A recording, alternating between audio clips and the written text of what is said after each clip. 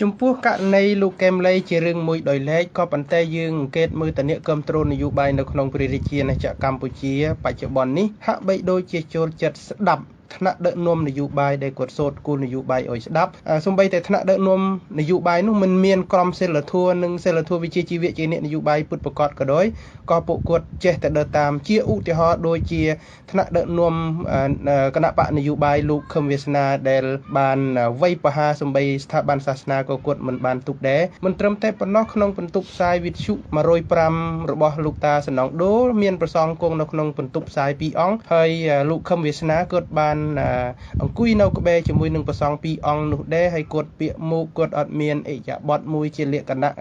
ស្វាគមន៍ឬក៏ជាលក្ខណៈពុទ្ធសាសនិកប៉ុន្តែមើលទៅឃើញប្រជាពលរដ្ឋខ្មែរនៅតែគ្រប់គ្រងគណៈបកនយោបាយដែលដឹកនាំដោយលោកខឹមវាសនាតើលោកសង្ឃឹមថាប្រជាជនខ្មែរនឹងមានការយល់ដឹងជ្រៅរើសមីដឹកនាំដែលមានគុណធម៌មានសមត្ថភាពពិតប្រាកដឬក៏ប្រជាជនខ្មែរនៅតែស្ដាប់អ្នកដឹកនាំនយោបាយដែលនិយាយបានព្រោះហើយដើរតាមរឿង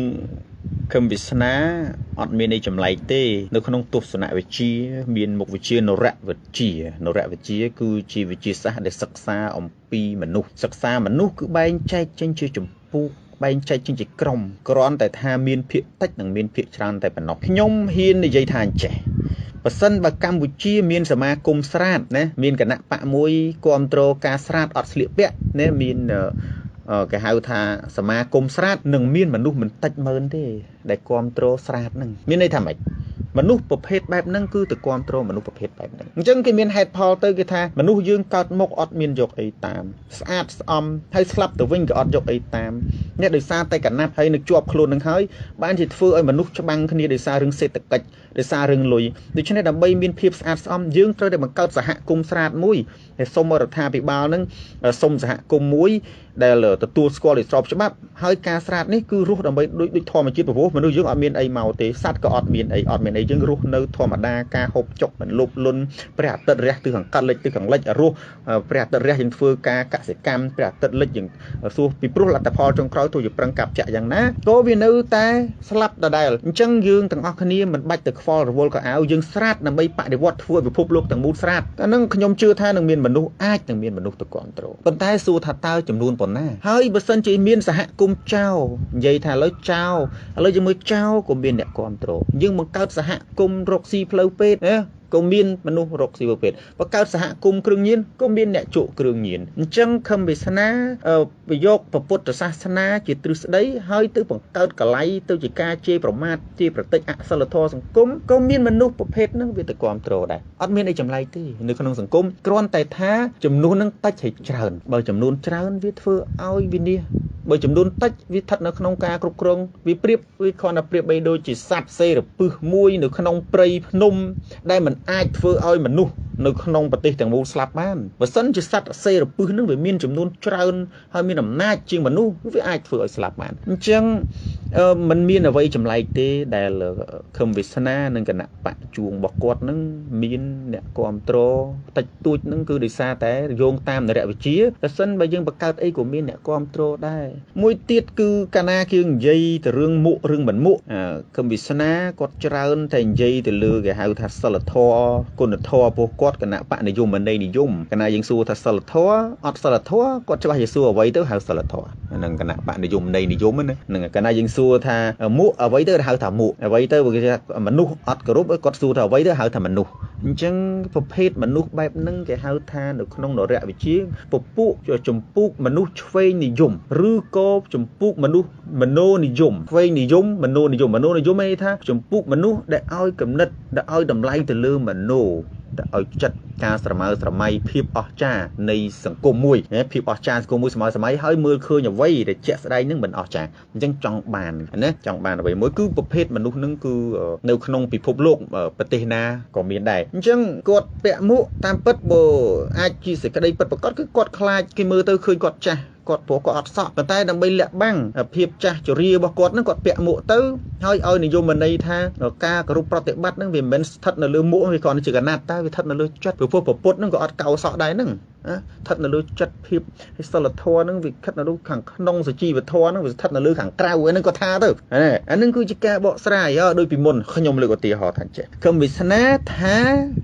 តាមកំចាត់ជេរខ្ញុំគាត់ជេរខ្ញុំហ្នឹងហើយគាត់ថាតាមកំចាត់អំពើអាក្រក់ឲ្យដល់ក្នុងរុនពូជគាត់ខុសពីដូនតាដែលរត់ចូលរុនតែគាត់តាមចាក់ឲ្យដល់ចូលរុនណាអញ្ចឹងឲ្យតែឃើញអំពើអាក្រក់ងើបឡើងជាងវ័យកំតិចអំពើអាក្រក់គឺជាតួនាទីរបស់មនុស្សល្អពេលហ្នឹងកូនចៅគាត់ដាល់ខ្ញុំមកប៉ាំងប្រុកម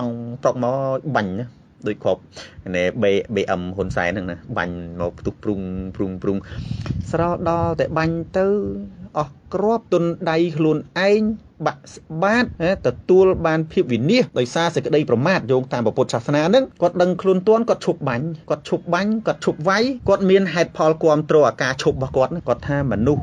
សូនតារាគឺជាប្រភេទមនុស្សដែលគ្មានតម្លៃសម្រាប់ការជេរហ្នឹងក៏លេចកលុចហើយពីមុនអ្នកឯងជេរខ្ញុំអ្នកឯងមិនដឹងថាខ្ញុំអត់តម្លៃសម្រាប់ការជេរផងមានខុសហើយមែនទេពីមុនគាត់ជេរខ្ញុំគាត់អត់ដឹងថាខ្ញុំអត់តម្លៃសម្រាប់ការជេរពេលតតែជេរនឹងអស់គ្រាប់ទុនដៃគេស្អប់មកប្រទេសទៅបានដឹងថាអូអត់តម្លៃសម្រាប់ការជេរចំណុចហ្នឹងហើយដែលបញ្ជាក់ថាមនុស្សស្ថិតនៅក្នុងចម្ពោះមនោនិយមហើយយើងកុំឆ្ងល់ទោះបីជាបង្កើតគណៈបកស្រាតបង្កើតគណៈបកចៅបង្កើតគណៈបកកាត់ក្បាលសូម្បីពួកកាត់ក្បាល ISIS ក៏នៅតែមានអ្នកគ្រប់គ្រងឃើញទេអានេះយើងឃើញថាសាហាវកាត់ក្បាលវះពោះដុតមនុស្សទាំងរស់យើងមនុស្សស្អប់ប៉ុន្តែគេមានអ្នកគ្រប់គ្រងគ្នាវាដែរអញ្ចឹងវាអត់ចម្លែកទេគ្រាន់តែថាតើមានចំនួនប៉ុណ្ណាតែប៉ុណ្ណឹងឯងបានមាននេះថាលោកមិនជឿថាគណៈបកសម្ព័ន្ធដើម្បីលទ្ធិប្រជាធិបតេយ្យមានឈ្មោះល្បីថាគណៈបកជួងនោះមានលទ្ធភាពមិនទេគាត់គណៈបកនេះមិនមែនជាគណៈបកគ្រាន់តែជាលបោយនយោបាយតែប៉ុណ្ណោះលបោយមានអំបិលអាមេរិកវាចេញក្លែងឲ្យបកកណ្ដាលអំណាចឲ្យមានរសជាតិទៅបំបែកសម្លេងគណៈបកប្រឆាំងទេតែអត់មានអីទេមិនថាឡើយ10អាណត្តិបើទោះបីរហូតតតែខឹមវាសនានឹងគាត់លាចាកលោកទៅក៏វាអត់បានមកកៅអីដែរប៉ុន្តែសួរថាអត់មានអ្នកគ្រប់គ្រងទេមិនអត់ទេដូចជាខ្ញុំនិយាយមិញអញ្ចឹងគឺថាទោះបីជាបង្កើត ISIS កាត់ក្បាលមនុស្សដុតមនុស្សទាំងរស់នៅមានអ្នកគ្រប់គ្រងចុះរំខឹមវាសនាត្រឹមតែជាប្រមាថពាក់មួកនៅប្រសងរឿងអីអត់អ្នកគ្រប់គ្រងចំពោះមនុស្សប្រភេទហ្នឹងទៅគ្រប់គ្រងមនុស្សប្រភេទហ្នឹងតែលោកមើលឃើញលើ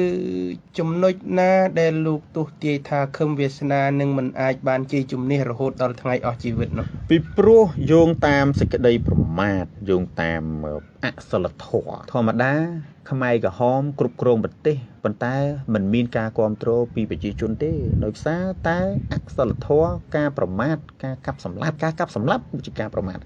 ការជេរប្រតិចគឺជាការប្រមាថអាកប្បកិរិយាគឺជាប្រមាថការប្រមាថនឹងហើយដែលឈានទៅរកវិនិច្ឆ័យយោងតាមពុទ្ធសាសនាពុទ្ធិកាថាចូលកុំប្រមាថណាអញ្ចឹងអានឹងមួយទៀតគឺអរិយាបថរបស់គាត់នឹងមិនអាចទៅរួចវាដើរផ្ទុយទៅនឹង